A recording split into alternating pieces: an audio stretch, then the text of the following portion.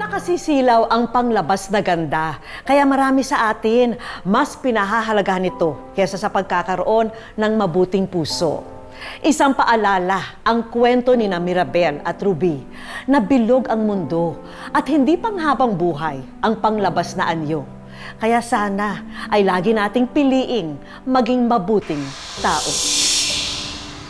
Ni sa hinagap, hindi raw inakala ni Roxanne na pagtataksilan siya ng dalawang taong pinakamahalaga sa kanya noon. Ang kanyang asawa at ang kanyang best friend. Yung best friend ko, close kami, lagi siya napunta sa bahay namin. Akala ko ako yung lagi niyang inintindi. Tapos nagbibigay siya ng mga ulam. Tapos doon minsan nagmimerienda. At may attention pala siya sa asawa ko.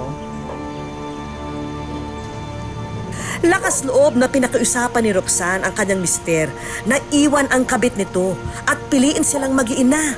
Pero hindi raw niya inaasahan ang nangyari. Wala. Parang mas ginusto niya pa yung babae na yun. Sobrang sakit. Parang tinalikuran niya talaga kami ng mga anak ko. Dahil sa pagkawasak ng kanyang pamilya, nakaranas ng depresyon si Roxanne. Alang-alang sa kanyang mga anak, itinuon ni Roxanne ang kanyang oras sa pagtatrabaho. Unti-unti, sinikap niyang makabangon at makamove on. And one time, may nagsabi sa akin na pasok daw ako ng trabaho. Yun nga yung housekeeping na yan. Nung sinubukan ko, yun. Kahit pa paano, naglibang ako nung araw-araw. Siyempre, pasok.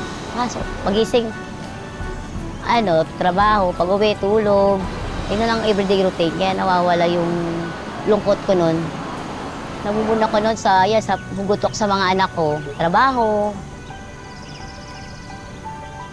Pero tila mapaglaro raw ang tadhana. Muli raw nag-cruise ang landas nila ng kanyang dating asawa. Tumawag yung binan ko, pinapunta ako sa bahay nila kasi lagi nga tulala. Ang dating inabandona ng kanyang mister, siya pa ngayong naging tagapag-alaga nito. Nung pumunta ako doon, yun na, nastaso ko siya. Yun lang siya kumain. Tapos, nung mga memory niya, parang nagsisi siya. Sana hindi na daw nangyari yung ganun. Yun na lang daw kami umabot sa ganyung sitwasyon. Umiyak ako noon, napaluwa. Sinabi ko sa kanya that time, tama na. Pagod na ako. Pagod na ako, sawa na ako. Sa ginawa mo sa akin. Parang ayoko na eh. Ito na ako, sanay na ako na wala ka talaga eh. Kaya ko na mag-move on ka. Hindi na nakipagbalikan si Roxanne sa asawa. Pero sa halip na magtanim ng galit, napagtanto raw niya na mas makabubuti ang magpatawad. Oo, pinatawad ko na siya. Okay naman kami sa ngayon. Parang kaibigan. Para sa mga anak lang. Isa nagbabanding kami. O yun lang, na lang kami, anak na lang, wala na talagang kami. Para sa mga bata, para hindi sila mag-ano na kahit na broken family sila, andyan pa rin kami para sa kanila.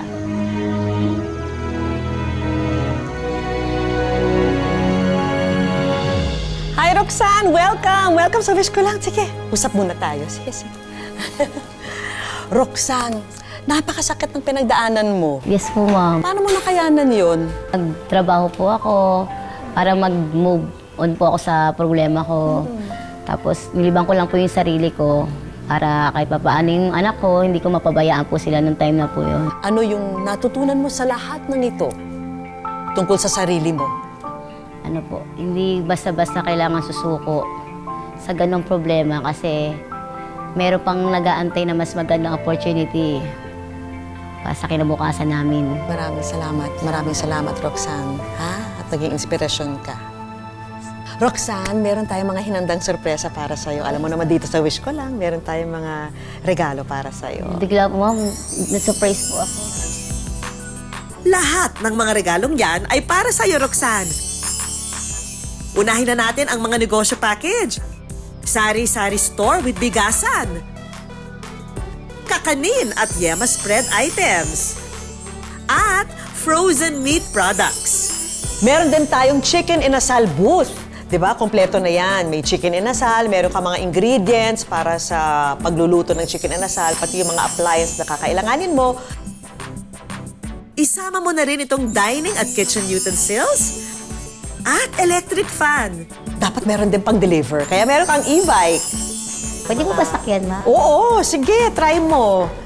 Oh, yan, para pang-deliver mo ng mga pagkain. Tsaka syempre, paghatid na rin sa mga anak mo no, sa school. At eto, Roxanne, para talaga sa'yo to, ha? Sa anak mo. Educational assistance. Oh, yan, para sa'yo yan.